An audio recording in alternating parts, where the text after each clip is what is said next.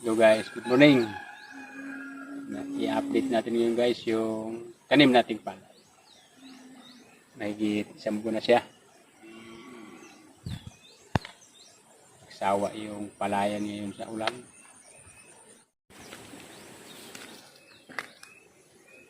Ikot-ikot tayo. Yung mga hulit, halos paghulit, inaabot ako ng 3 linggo. Grabe. Sinirang palay nung ulan na yan. Yung iba medyo matataas na. Yung iba mababa pa. Kaya pag namunga yan, papalugit ng mga 1 linggo na para sumabay yung paghinog ay humabol. Mauna ibang mamunga niyan. Sa katapusan ng January. Ano ngayon? 25 ngayon, 26?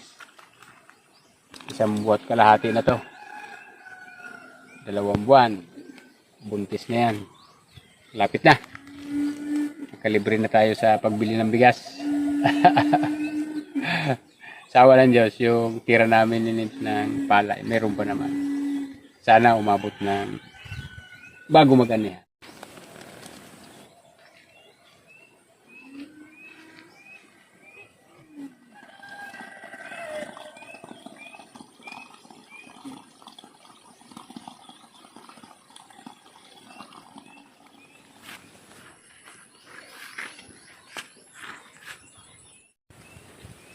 Guys, may nakita kaming bayabas. Gusto kong kumain ng bayabas. Hindi pa yata hinog ah. Kasi rich in vitamin C ang bayabas. Ito hindi pa yata to. Sige daw, kurutin mo ko. Basta makurot mo na. Tumalab nila eh. Parang medyo malalaki bunga nito ah. Malilit pa to ah. Dalawang yan? Yan o, yan. Magka-tabi? Hindi. Itong nag-iisa. Meron sa taas. Ala? Oo. Parang green pa. Tapos bukan mo nga. Nakakurot na. Ay, okay na. Pag kurot, tatablan yan kay... Hindi. Pag hindi pa talaga pwede. Mahirap din kurutin. Balat niya. Ganyan, gusto ko medyo matigas-tigas lang.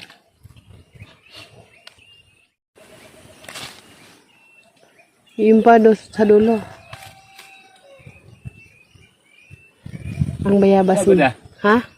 Ayun o. Hinog na ba ito? Parang... Yung dalawang yan? Dapat kinukurot mo rin. Oo, hindi pa. Parang ano ko yan? Pwede na. Okay na. Maliit pa dalawa yan. Sunod na pagbalik mo na lang. May 1 linggo. Para may babalikan ka.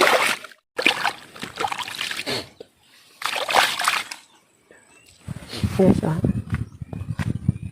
Maniba lang. Among sama. Sarap bayabas na yun. Naambo na naman. May tira pa rin pang ulan. Ambon-ambon pa rin. Uy, Raya. Ang malinag-dilag. Pero, hindi ko rin kabayan. Ito yung pinakaunang pilapil na Nilipad. sinilipan. Dito rin ako nanghulit eh. Dito sa parting to. Hindi na halata kung hulit ang nangyari.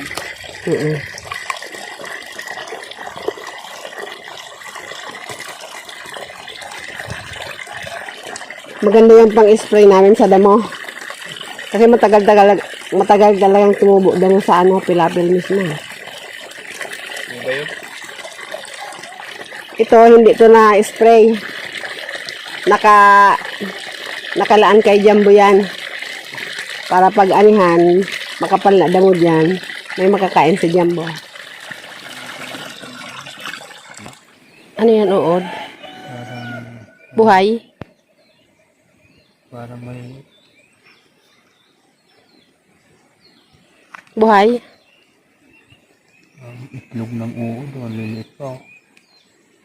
mahirap sugpuin yung Pag ganitong tag-ulan. tinutupi yung ano, dahon doon sa nakatago. Hindi siya mahamit ng spray. Muna mumuti-muti oh. So kaya spray ko lang isang araw niyan nung uminit. Maraw. Dalawang spray pa yan. O, mamumunga na. Ganitong uod ang matibay.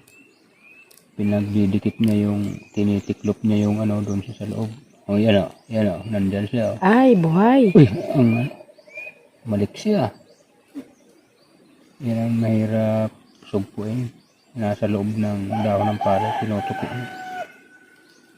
Kaya namumuti yung dahon. Pag talbos niya, naabangan niya, lilipat na naman siya doon. Ulit ka, kalabang kita. Ano, pirating kita, kalabang kita.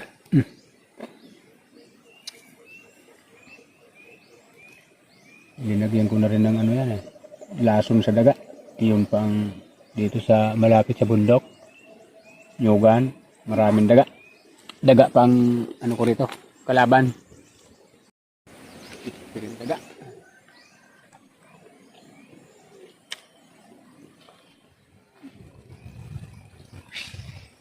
Hinihintay ako ni Ilay. Lay, hintay mo ako. Hintay mo ako, Lay. Tingnan nyo guys ang puno ng palay. Isang piraso lang yan. Pero pag lumalaki na rin sanga, dumadami.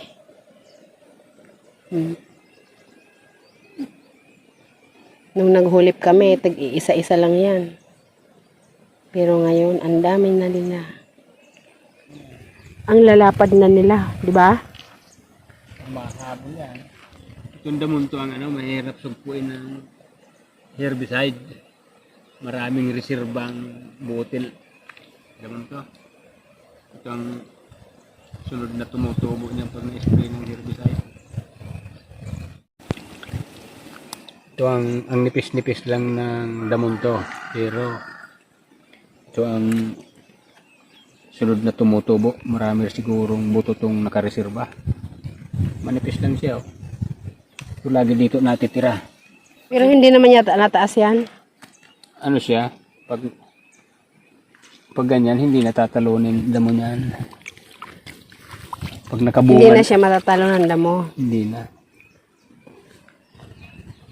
Kita mo, halos malinis. Pag natuyuan yung lupa, ang tutubo ganitong damo, saka yung kagaykay. Yan o. Patay na yung palay. Tira pa naman kaunting. Yung kulay brown na yan, yan yung napinsala ng kagaykay uli. Pag ano kasi, minsan natutuyuan yung pilapil, kagaykay naman ang atake. Kaya dapat laging may tubig ang palay. Grabe kalaban ng palay. Yan pa kagaykay, yung piste oh. Kumpleto hulip nito. Yun ang mga patay na oh. Yan, natira pa naman oh. Ay yung sipi niya siguro. May natira pa naman ilang piraso. Lumalukin na ulit. Sayang. Nagpuputol. Yung patay na yan. Pinuputol yan sa ilalim. Ba't yan nanaging pagkain nila? Isang buwan bago natapos. Isang pag malakas ang ulan, hindi rin makapaghuli ko. Malamig. Malamig naman. Sana diswertihin tayo para makapag-save tayo ng pangkain. Pag panahon ng anihan, baka yung paray, bagsak presyo naman. Tago na lang pag mababa ang bilihan.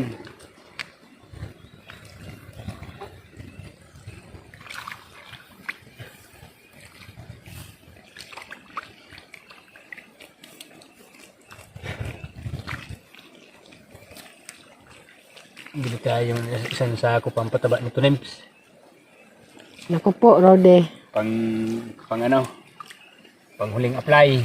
Bago mamunga, dapat healthy yung ano, palay natin. Apektado uli. Tindahan ko niyan. Kaya humanda ka, Nems. Bago tayo biyayaan ito, kailangan ipanggastos ka rin.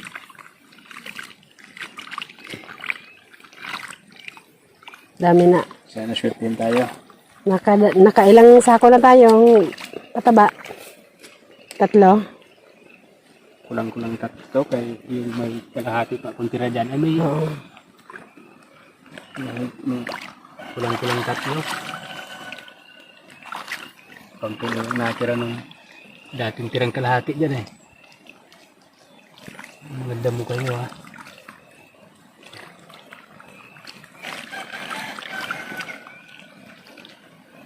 Ulan na. Ay, sana sure din tayo dahil Oo, basta may tiyaga, may nilaga. ano to? Buntis na agad to. Ha? Ano ba itong kalay at buntis na agad daw? Aba. Aba, ano ba yan? Ano ka siguro yan? Buntis na oh.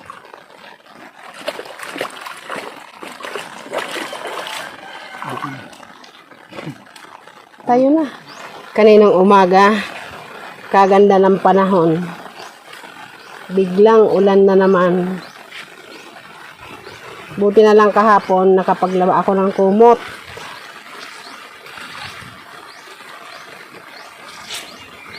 Natuyo. Mga uniform nila kambal. Pag alis ko, naglalaba sila.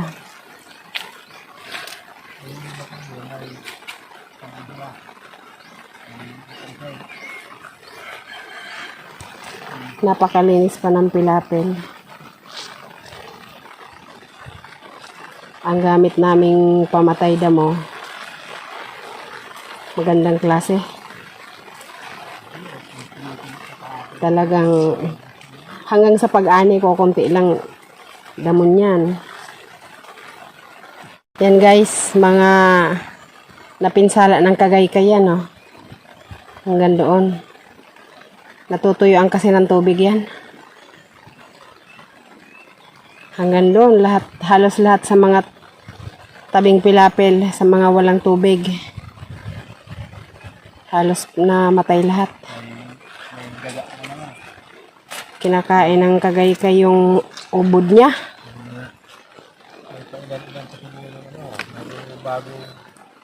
Guys, kitang-kita mga sayang.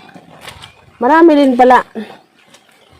Kinain ng kagaykay dito sa gilid, oh. So, pag uwi yung 2 araw, 2 araw ka. parang ranang kumunin ka ng dyan. Tagay ko rin gumali. Basta mawala ng tubig. Ayun, dami.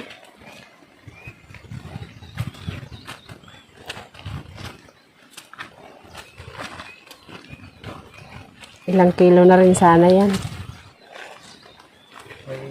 Ibang natin ang kalabaw ko, kawawa na. May kanin ka na dyan. Ay! Dulas. Tingnan mo, Jumbo, oh. Urban tayo po ng kita.